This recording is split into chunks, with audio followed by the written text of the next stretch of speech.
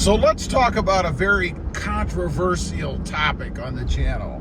How do I decide when to change the oil in my trucks, particularly this Jeep Gladiator? You know, the responses, I'm sure, are going to be across the board. And I say it's controversial because for some reason, even though others aren't paying to do that oil change, they think that you should follow, I guess, the manual and do it however it says. I don't even know. Because frankly, I really don't even look at the manual for these type things. I'll give you an example. The new Tacoma that I bought, it requires or states that you should change the oil at 10,000 miles. 10,000 miles, particularly from brand new? I mean, I don't care how good the vehicle is. It went through a manufacturing process, and as things rub against each other, wear in, break in, there's going to be metal in the oil, right? And the only way you can get rid of that, of course, is to do an oil change. And frankly, for the cost of an oil change, I mean, what does it cost if you do it yourself? You know, about, I don't know, the cost of oil, let's say 20, 30 bucks with the filter and all that. I'm assuming that you already have the tools.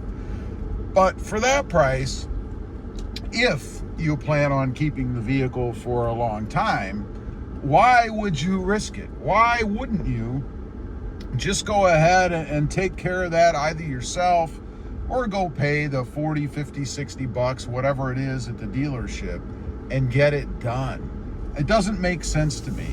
Now, the thing to be concerned with, of course, is the break-in. I mean, maybe you could let it go longer after that, you know, after the truck's broken in and most of those metal shavings and things have washed out of the engine into the oil. Yeah, maybe you could stretch it a little longer. But what I'm going to do, I'm approaching right about just a little over 1,000 miles on this truck right now.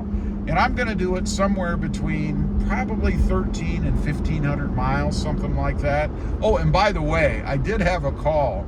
You know, you get a few free oil changes on almost every vehicle now. And I had a call from the dealership a couple days ago reminding me that it's time for my first oil change. And I'm like, I barely have 1,000 miles on this truck. You know, and the rule, I think, generally with dealerships is either the first 5,000 miles, whatever it is, or 1 year, whatever comes first. So anyway, I said, you know, I barely have 1,000 miles on this thing. I'm not ready to do that yet. Although it probably would be smart to have them do that first, I don't know, 1,300, 1,500 mile change, and they probably would do it. I think a lot of times if you really pressure the dealerships, they'll go ahead and burn one of your free oil changes, because in the end, if you continue to go to the dealer, it's going to cost them the same anyway, so what makes the difference? But anyway, between 1,300 and 1,500 miles, that's what I'm going to do.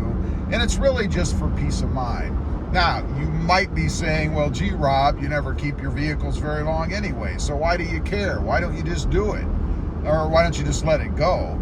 I don't know. Peace of mind, the feeling that it should be done correctly, even if it's not done for me and ultimately for the next person that buys the vehicle. You know, I'd like to think if I was in the market for a used anything, Gladiator or whatever, that the previous owner at least did the minimal to take care of it. So let's blame it on that for my fellow man or woman, I guess. Now, one other thing, or a couple other things, I guess, that you should be concerned with. You know, Jeep gets a really bad rap on quality and reliability. And I wonder if it's because a lot of people don't take care of these things.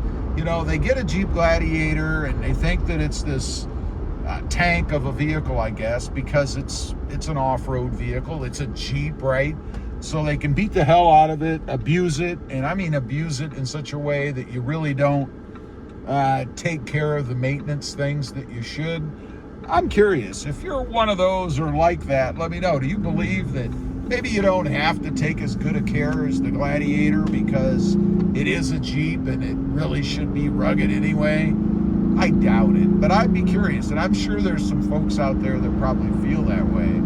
I just don't happen to be one of them. Now, as far as the oil type goes, this is another big controversy out there, right? You post something in a group somewhere about the kind of oil that you're using, and you're going to get probably 50 different responses with 50 different oil types or oil weights or viscosity and all that stuff. For me, you know, regardless of what you think of the company, they do spend a lot of money on R&D, developing these things the way that they should be, I guess. And one of the things they look at, of course, is oil. So I'm always going to follow the manufacturer's recommendation when it comes to oil. And there's another reason you should do that, because even if you do the oil yourself, you're still under warranty, right? And they're probably, if there's some major problem, let's say your engine blows up or something, they're probably going to ask you about oil and oil changes, and they might even ask you, if it went as far as an arbitrator or a court, to come up with the documents showing when you changed the oil and what type of oil that you used. Because of course, dealerships are always looking for a way to get out of spending any more money, right? I should say manufacturers.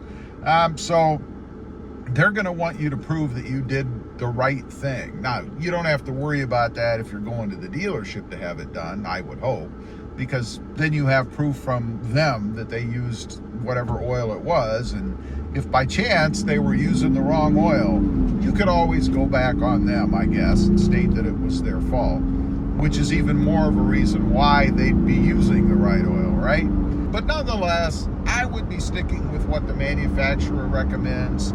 Again, in my opinion, they put a lot of money and research into coming up with what you should use, so I will follow that. And I know it can vary depending on what country you're in. I know certain countries require different viscosities and things for oil. It doesn't make a lot of sense to me. I mean, the Jeep doesn't know where it is, right? Why wouldn't it be the same across the board? I've noticed that recently with the Toyota Tacoma. Kind of depends on where you're at. I suppose it's politics, I don't know. So anyway, that's what I'm looking to do. About 1,300 to 1,500 miles, something like that. Kind of how I'll make my Jeep at least feel like, to me, that it's being taken care of and that it's going to last longer and there aren't going to be any troubles with it. Leave a comment down below. Let me know what you think. I'd be curious. And one more thing. What do you do with your oil after you change it? You know, you used to be able to take that used oil to the quick oils places or the lube shops or whatever, and they would take it for free. But I've come across a few lately who won't take it at all, or they want to charge you like a dumping fee if they do. You run into that yet? And what are you doing with yours? And be honest. I'd be curious to know. Thanks for watching. Stay safe out there.